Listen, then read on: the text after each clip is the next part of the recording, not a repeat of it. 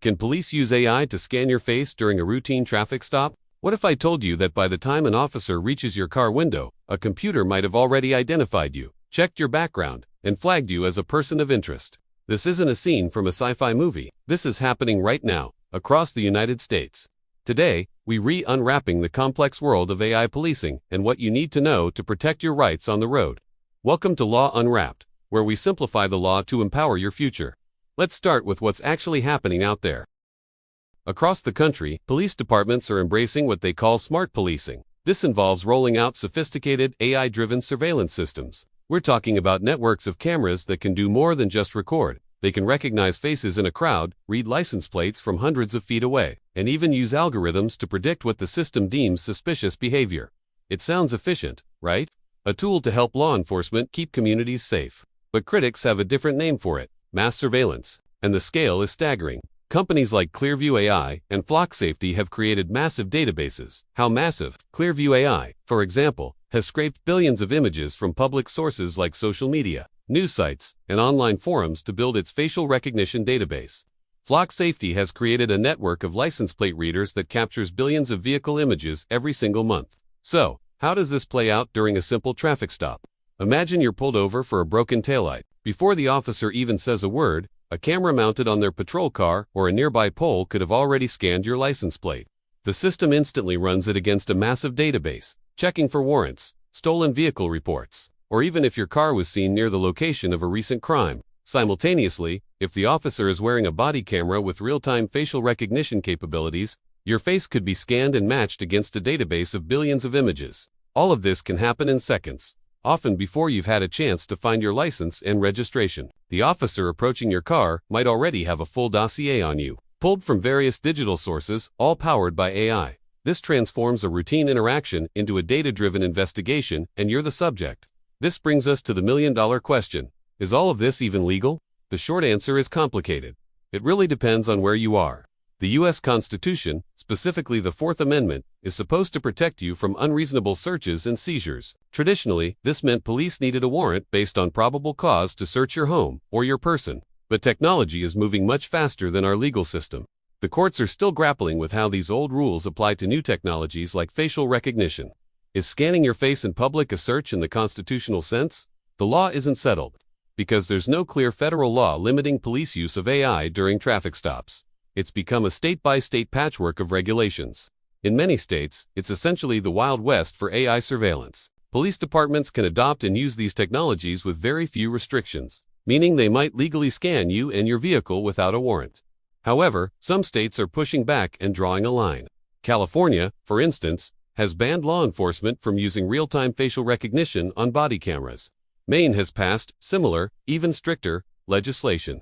Then you have Illinois, which has a powerful law called the Biometric Information Privacy Act, or BIPA. This law requires strict consent before any private entity can collect, store, or use your biometric data, like a face scan. This has had a chilling effect on the use of some facial recognition technologies in the state, but it's crucial to understand that these states are the exception, not the rule.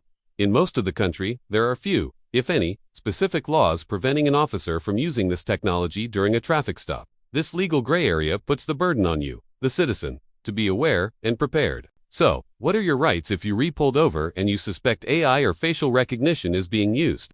Knowing how to act in this situation is your most powerful tool. First, you can and should ask what data they are using. You can politely and calmly ask the officer, "Am I being identified through facial recognition or AI software?" Now, be prepared. They may not be legally required to answer you, but your question serves a critical purpose. It puts your concern on the record. If the stop is being recorded by a body camera or dash cam, your question is now part of the official evidence of the encounter. This can be valuable later if the stop leads to legal proceedings. Second, and this is perhaps the most important right you have in any police encounter, exercise your right to remain silent. You are required to provide your license, registration, and proof of insurance. You might also be required to state your name. Beyond that, you are not obligated to answer investigative questions. Questions like, "Where are you coming from?" or "Where are you going?" are designed to gather information. If an officer starts asking you about technology or why you're concerned about it, don't get into a debate. Simply state, "Officer, I'm going to exercise my right to remain silent." Remember, your silence cannot be used against you. Third, document everything you can, safely. If you're a passenger, you can often record the interaction with your phone. But even if you can't record, make mental notes. If you see cameras mounted on the police car, on a nearby pole, or even a drone overhead, take note. Observe any digital scanning devices the officer might be using. As soon as you are able, write down the time, the exact location of the stop, the officer's names or badge numbers, and everything you observed. This documentation creates a record that can be used to challenge the legality of the stop later. Finally, know that you can request records after the fact. Under the Freedom of Information Act, or FOIA, and state-level public records laws, you have the right to request government documents. You can file a request with the police department to see what, if any, surveillance data was collected on you or your vehicle during the stop. It can be a slow process, but it's a way to get concrete evidence about the technologies being used. To recap, knowledge is your defense. Asking questions, remaining silent, and documenting everything are your shields. Now, let's talk about the hidden danger in all of this. Something that makes AI policing not just a privacy issue, but a justice issue. The truth is, AI is not perfect. It's not an impartial, all-knowing computer. It's software, written by humans and trained on data, and it carries biases. Numerous studies, including landmark research from MIT, have shown that facial recognition technology is far less accurate when identifying people of color, women, and young people. One study found that the software misidentified black and brown faces up to 100 times more often than white faces. Think about what that means in the real world. It means innocent people have been wrongfully arrested, held in jail, and forced to defend themselves in court because a flawed algorithm said, "That's the match." There are real-life horror stories. A man in Michigan was arrested in front of his family for a crime he didn't commit, all because of a faulty facial recognition match. A man in Georgia spent nearly a week in jail for the same reason. The AI makes a mistake, but it doesn't feel guilt, it doesn't face consequences, and it certainly doesn't sit in a jail cell. You, the human, pay the price for the machine's error. This racial bias baked into the technology means that smart policing could end up amplifying and automating existing inequalities in our justice system. A traffic stop in a predominantly black neighborhood could become far more fraught with risk if the technology being used is more likely to misidentify the people who live there. It's a high-tech problem with devastating human costs. So, let's bring it all together with some final legal advice. AI might make policing faster and more efficient, but it does not automatically make it more accurate or more just. And until our laws and our courts fully catch up with the pace of technology, the responsibility falls on you to know and assert your rights. If you are pulled over, the most important thing is to stay calm. Your car can feel like a very small, intimidating space, but your composure is your strength. Keep your hands visible, be polite, but be firm in your rights. Stay silent. After providing your basic documents, you don't need to explain yourself or answer questions designed to investigate you. A simple "Officer, I'm choosing to remain silent," is a complete and powerful sentence. And record safely. If you can, document the encounter.